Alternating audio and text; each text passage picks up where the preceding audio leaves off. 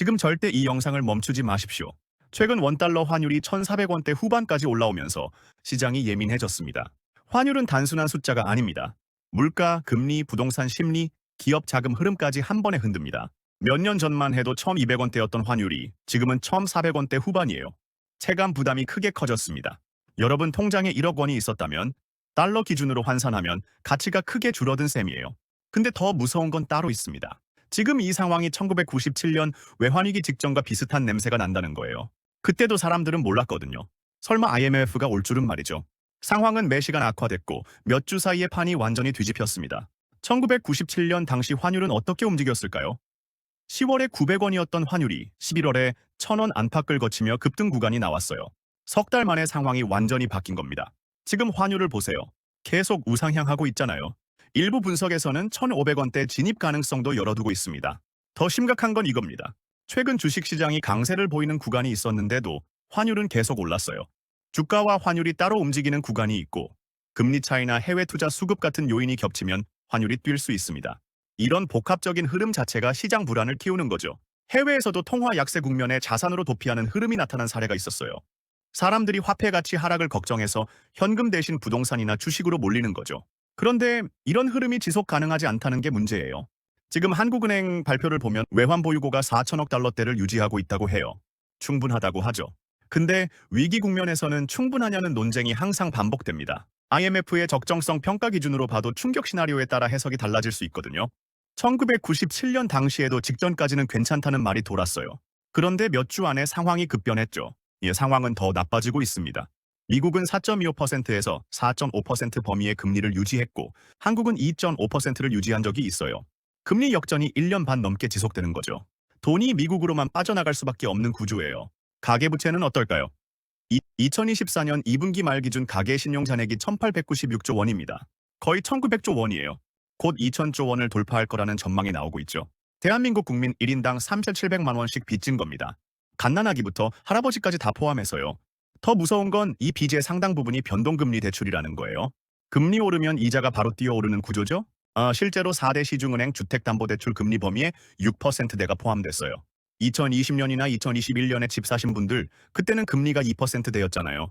5년 고정금리 끝나고 변동금리로 갈아타는 순간 이자가 2배에서 3배로 뛰는 겁니다. 3억 원 대출 받으신 분이 원래 월 50만 원 이자 내다가 갑자기 150만 원 내야 하는 상황이 되는 거예요. 여기서 중요한 질문 하나 드릴게요. 지금 우리나라의 제2의 IMF 같은 경제 위기가 올 가능성은 얼마나 될까요?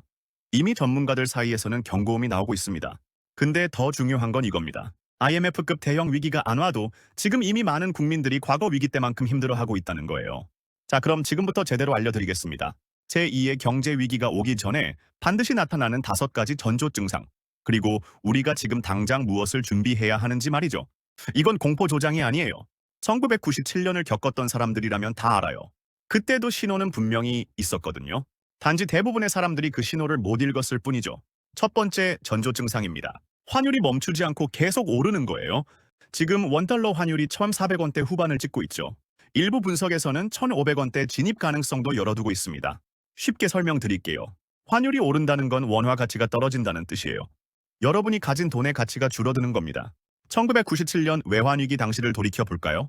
10월에 환율 900원이었어요. 평범한 직장인 월급이 200만 원이었다면 달러로 환산하면 2,222달러였죠. 그런데 급등 구간을 거치면서 환율이 크게 올랐어요. 똑같이 월급 200만 원 받아도 달러 가치는 크게 줄어든 거죠.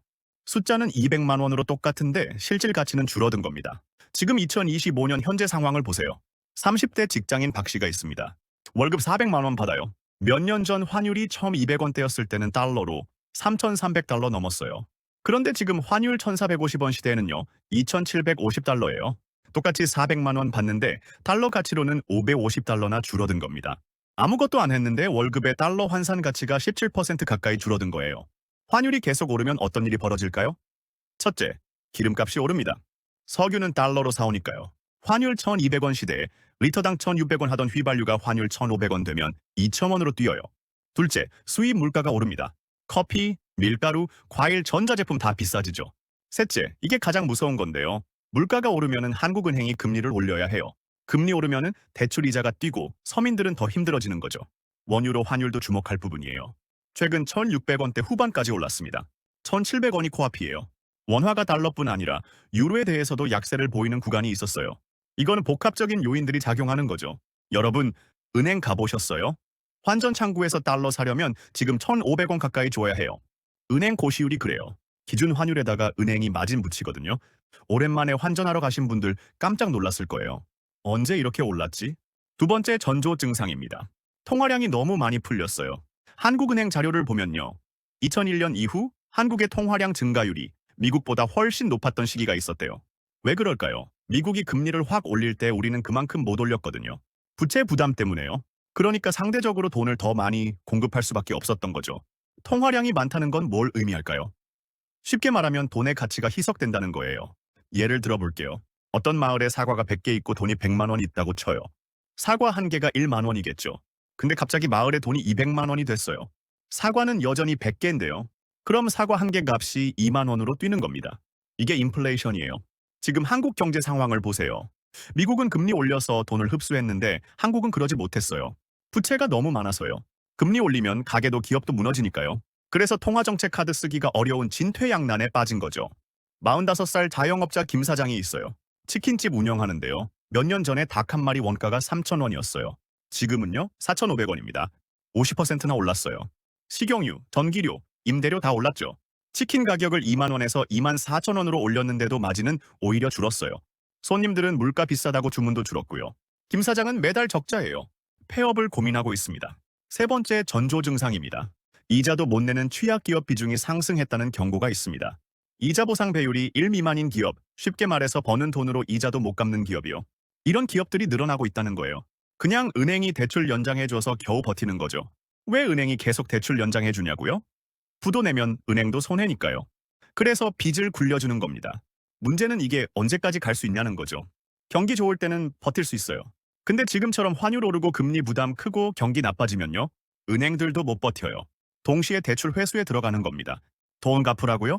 그럼 취약 기업들은 속수무책이에요. 갚을 돈이 없으니까요. 한 기업이 부도나면 연쇄 부도가 시작돼요. A 회사가 무너지면 A 회사한테 물건 납품하던 B 회사도 무너지죠. B 회사 무너지면 B 회사 거래처인 C 회사도 위험해지고요. 도미노처럼 쓰러지는 겁니다.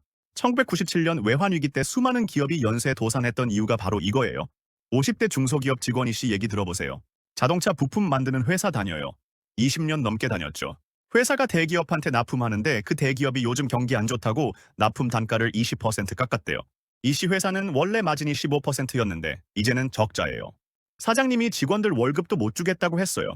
구조조정 얘기가 나오고 있습니다. 이 씨는 50대인데 다시 취업할 수 있을까요? 막막하기만 해요. 네 번째 전조 증상입니다. 일부 기관에는 외국인 수급이 약해지며 변동성이 커진 적이 있습니다. 왜 그럴까요? 첫째, 금리 차이 때문이에요. 나 미국 금리가 더 높잖아요. 단순히 예금만 해도 미국이 유리한 거죠. 둘째, 한국 경제 전망에 대한 우려 때문이에요. 가계부채 급증, 기업 부실 증가, 수출 부진, 이런 뉴스 보면 외국인들도 불안해지는 거예요. 한국에 투자했다가 손해보는 거 아니야? 이런 생각이 드는 거죠. 셋째, 노동시장 경직성 같은 구조적 문제도 있어요. 외국인들 입장에서는 한국 노조가 강력한 것도 부담인데 법적 규제까지 강하면 투자 매력이 떨어지는 거죠. 한번 채용하면 해고가 거의 불가능한 나라잖아요. 미국은 성과 안 나오면 바로 정리하는데요. 실제로 외국인 순매도가 이어지는 구간이 있었어요. 주식시장이 강세를 보이는 동안에도 외국인들은 팔고 있었던 시기가 있었거든요. 누가 사서 주가가 오른 걸까요? 개인 투자자들이에요. 빚내서 주식 사는 사람들도 많고요. 이런 패턴은 주의가 필요한 신호입니다. 다섯 번째 전조 증상입니다. 대외 변수가 우리를 공격하고 있어요. 첫째, 미국 금리가 계속 높아요. 연준이 금리 인하를 망설이고 있거든요. 트럼프 2기 정부 들어서면서 관세 정책 불확실성도 커졌고요. 미국 경제가 강하면 강할수록 돈이 미국으로만 몰려요. 한국 같은 신흥국에서는 돈이 빠져나가는 거죠. 둘째, 중국 경제가 어려움을 겪고 있어요. 우리나라 최대 수출국이 중국이잖아요. 중국이 부동산 위기와 소비 위축으로 어려워하면서 우리 수출도 타격받고 있어요. 실제로 대중 수출이 감소하는 품목들이 늘어나고 있습니다. 셋째, 일본도 변수예요. 일본이 금리 정책을 바꾸기 시작했거든요. 그동안 엔저로 싸게 빌려 쓰던 돈들이 일본으로 돌아가는 흐름이 생길 수 있어요. 엔캐리 트레이드 청산 우려가 나오면 금융시장이 요동칠 수 있어요. 우리도 영향받을 수밖에 없죠. 여기에 지정학적 리스크까지 있어요. 북한 문제, 미중 갈등, 각종 국제 분쟁 이런 게 심화되면요. 안전자산 선호 현상이 생겨요. 한국 같은 신흥국에서 돈 빠져나가는 거죠. 외국인들이 위험하다 판단하면 자금 이동 속도는 엄청 빨라요. 그럼 우리는 어떻게 해야 할까요? 지금부터 생존 전략 3가지 알려드릴게요. 첫째, 외화 자산 노출을 고려해 볼 수 있습니다. 과거 위기 때 든든했던 게 뭔지 아세요? 달러예요. 1997년 외환 위기 때 환율이 900원대에서 급등 구간을 거쳤잖아요. 원화 가치가 크게 줄어든 거죠. 통장에 1억 있던 사람 달러 기준으로는 가치가 크게 줄어든 거예요. 반면 달러 들고 있던 사람들은요. 자산 가치가 유지되거나 늘어났어요. 비상금의 일정 부분은 달러로 바꿔놓는 것도 방법이에요. 3천만 원 있으면 소액 분산 정도로 생각하시면 됩니다. 환율 1,400원대일 때 바꿔놓으면 만약 환율이 더 오를 경우 방어가 되는 거죠. 환율 더 떨어지면 손해 아니냐고요? 과거 위기 국면에서는 환율이 급등했던 사례가 많았습니다. 해외 자산이나 외화 노출은 개인 상황에 따라 다르고 소액 분산 정도로만 생각하십시오. 극단적으로 전부 바꾸거나 과도하게 집중하는 건 위험할 수 있어요. 30대 직장인 최 씨 얘기 들어보세요. 작년에 2천만 원을 달러로 바꿔놨대요. 환율 1,300원대였을 때요. 지금 환율 1,450원 됐으니까 230만 원 정도 이익이에요. 만약 환율이 계속 오른다면 더 큰 방어 효과가 생기는 거죠. 최 씨는 분산 투자 차원에서 현명한 선택을 한 거예요. 둘째, 부채를 줄여야 합니다. 부채가 많으면 위기 때 정말 위험해요. 금리 오르면 이자 못 갚아서 파산하는 거죠. 대출 있으면 가능한 빨리 갚는 게 답이에요. 여유 있을 때 천천히 갚지 뭐 이러면 위험해요. 위기 오면 여유 없어지거든요. 금리 폭등하면 원금도 못 갚게 될 수 있어요. 변동금리 대출 있으면요.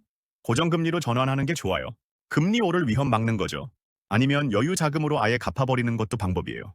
신용카드 돌려막기 하는 분들 계시면요. 지금이라도 끊는 게 중요합니다. 그거 눈덩이에요. 40살 직장인 정 씨 보세요. 대출 8천만 원 있었는데 작년에 다 갚았대요.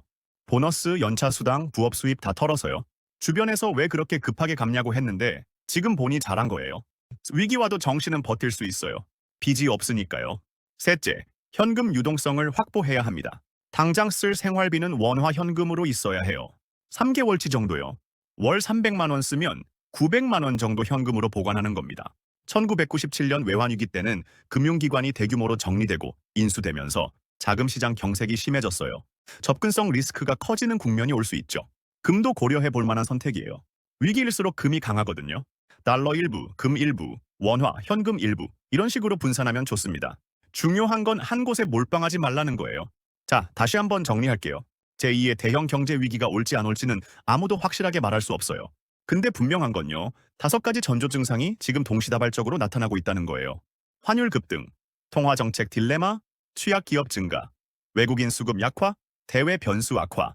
과거 위기 직전과 비슷한 패턴들이에요. 준비하는 사람은 살아남아요. 1997년에도 그랬거든요. 달러 들고 있던 사람들, 필요 없던 사람들, 현금 확보한 사람들은 위기를 버텨냈고 일부는 기회로 만들었어요. 폭락한 부동산 사들이고 헐값 주식 모으고 10년 후에는 자산가가 됐죠. 반대로 준비 안 한 사람들은요. 모든 걸 잃었어요.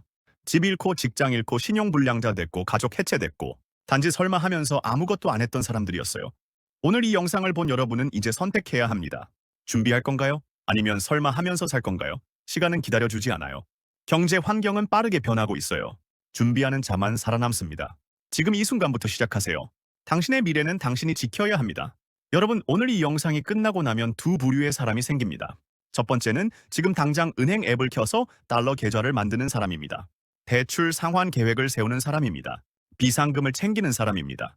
두 번째는 영상을 끄고 에이, 설마 하며 일상으로 돌아가는 사람입니다. 1997년 IMF가 왔을 때도 똑같았습니다. 미리 준비한 사람들은 위기를 기회로 만들었어요. 하지만 대부분의 사람들은 모든 걸 잃었습니다. 차이는 단 하나였어요. 신호를 읽고 행동했느냐 아니면 설마 하면서 방치했느냐.